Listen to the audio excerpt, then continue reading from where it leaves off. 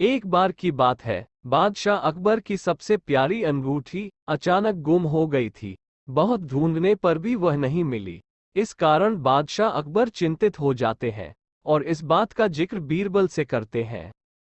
इस पर बीरबल महाराजा अकबर से पूछते हैं, महाराज, आपने अंगूठी कब उतारी थी और उसे कहाँ रखा था? बादशाह अकबर कहते हैं, मैंने नहाने से पहले अपनी अंगूठी को अलमारी में रखा था और जब वापस आया तो अंगूठी अलमारी में नहीं थी। फिर बीरबल अकबर से कहते हैं, तब तो अंगूठी गुम नहीं, चोरी हुई है और यह सब महल में साफ सफाई करने वाले किसी कर्मचारी ने ही किया होगा। यह सुनकर बादशाह ने सभी सेवकों को हाजिर होने को कहा।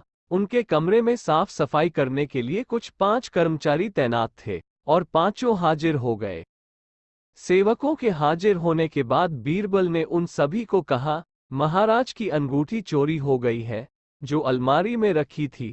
अगर आप में से किसी ने उठाई है तो बता दे, वरना मुझे अलमारी से ही पूछना पड़ेगा। फिर बीरबल अलमारी के पास जाकर कुछ फुसफुसाने लगे।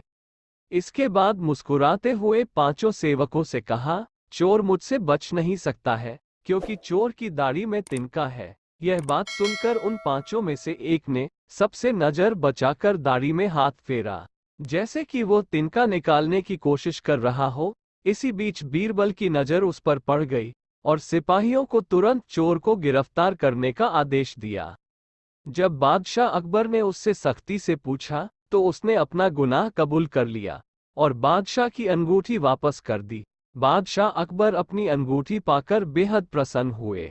चोर की दाढ़ी में तिनका कहानी से सीख। इस कहानी से यह सीख मिलती है कि ताकत की जगह दिमाग का इस्तेमाल करने से हर समस्या का हल मिल सकता है।